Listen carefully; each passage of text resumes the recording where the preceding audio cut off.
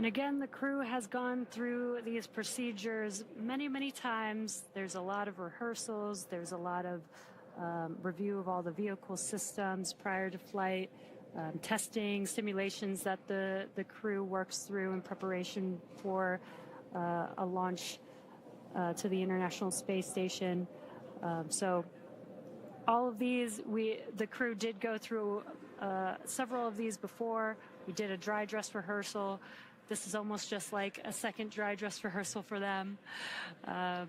And when the vehicle is ready, I'm sure the crew will be ready to go and excited to go to the International Space Station. Practice makes perfect, so the more practice, the better, really. Exactly. And the crew, there you can see on the right hand of your screen, they've been training for their mission to the International Space Station for well over a year now, getting ready for all of the different science and maintenance activities that they will do on board once they make it to the International.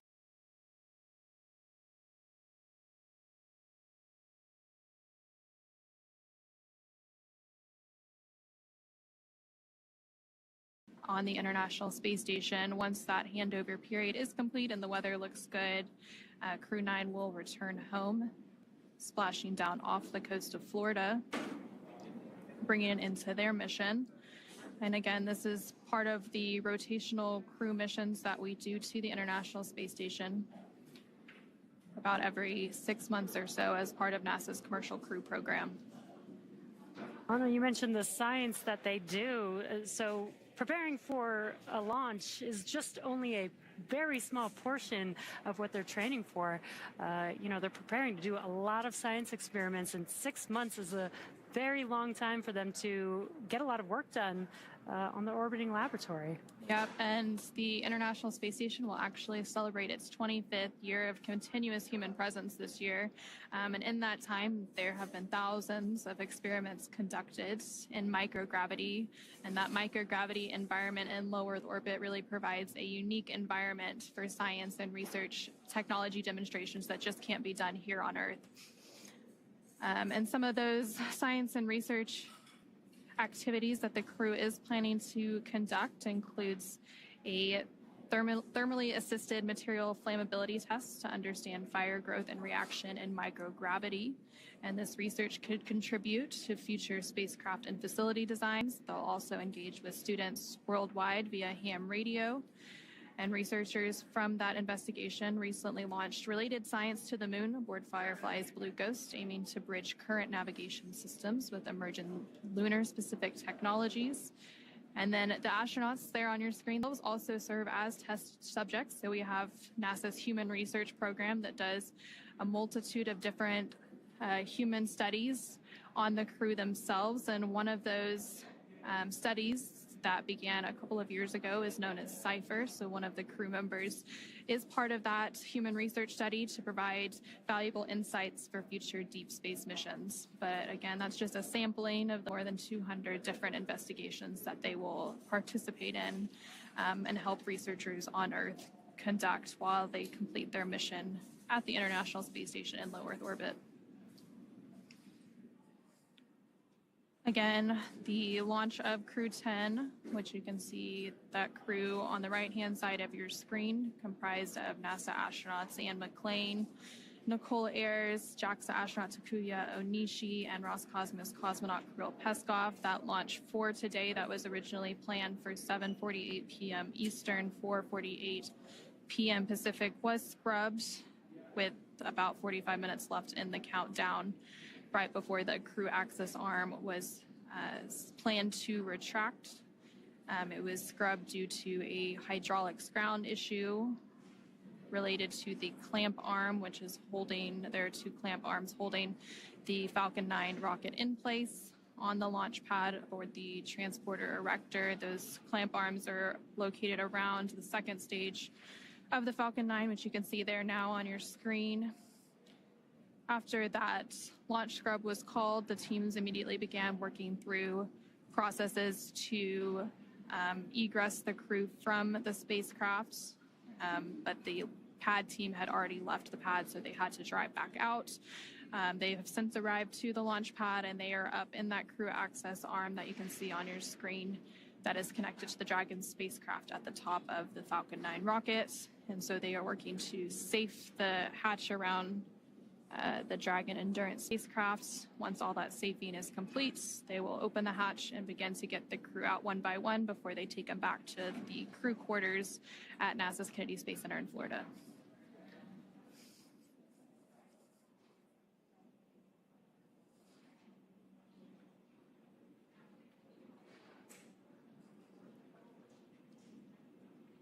So leading up to today's launch attempts, the crew actually ingressed or entered the spacecraft around 4:58 p.m. Eastern, so several hours ago now.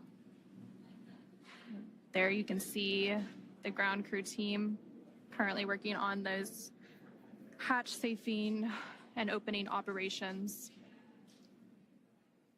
Dragon SpaceX closeout team is preparing for side hatch open in just about a minute or so. Dragon copy. And again, some comms from the core here in Mission Control at SpaceX in Hawthorne, California, communicating with the crew, just letting them know that the closeout team is there outside, just right outside of the hatch, working on opening that hatch for them. Again, they're still inside of the Dragon spacecraft, and there you can see them in their seats. So they can't see what's going on outside of the vehicle, which is why the core is there to help communicate. They might be hearing some noises from the closeout team working on opening that hatch. This allows them to just know and understand what to expect, that those noises that they're hearing is expected, and that they can anticipate that hatch opening here shortly.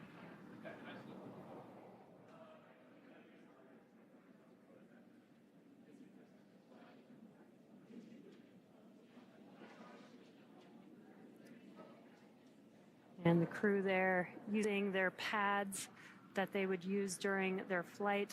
Those tablets hold their procedures, so they can, if they're wondering where, what they need to work through, what's coming up next in the procedure, they can look there on those tablets very easily. They were also taking some selfies earlier.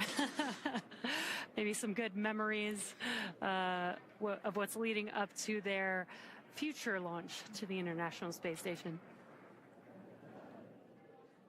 You got to make the most of it, that's for sure. Absolutely.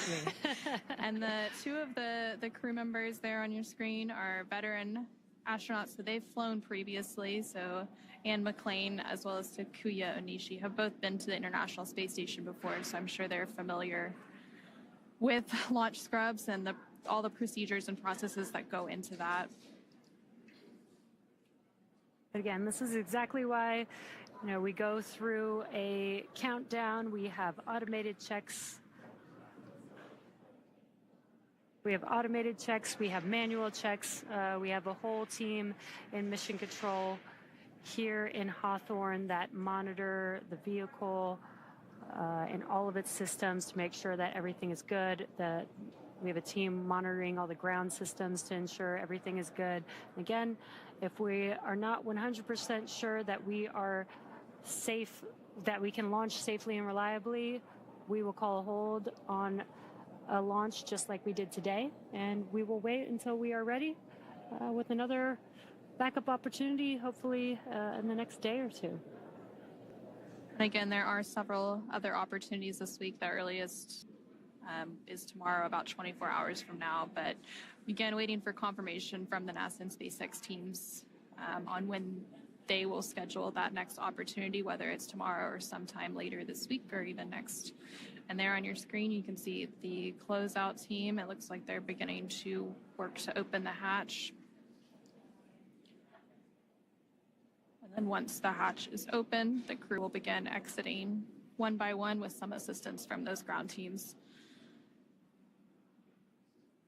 And just by the number of people you can see on your screen there, you can see just how big of an operation it is to launch people.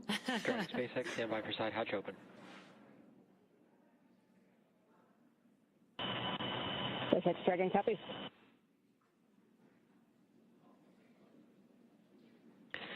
And Dragon SpaceX hatch is open, so we'll be handing you off to the closeout team for egress. Sorry we couldn't get you off today, but we'll speak to you soon and look forward to trying it again.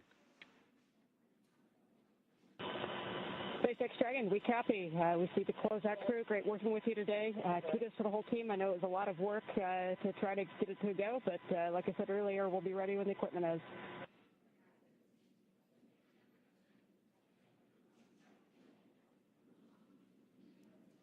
And there you heard some nice words from NASA astronaut, the commander of Crew, Ann McClain,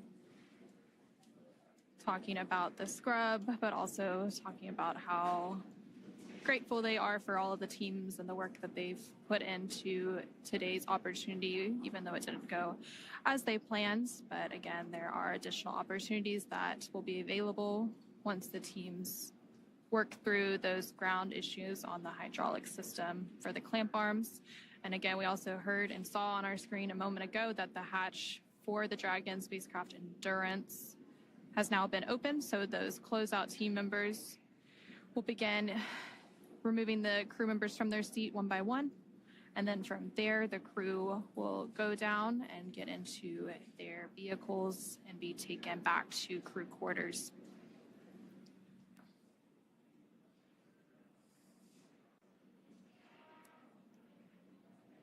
When that hatch opened, they waved to the closeout team. This is a team that they've been working with for many, many months, so they're very familiar with each other.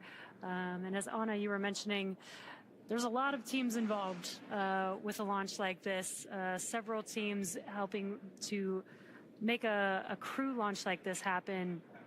The closeout team working with the crew side by side, obviously the crew itself, the operations team that helps train the crew for launch. Then there's a lot of training with NASA for the science. So there's several teams that are involved with a mission like today's, and it's okay that we're not going today. We will go when every single one of those teams is ready to go.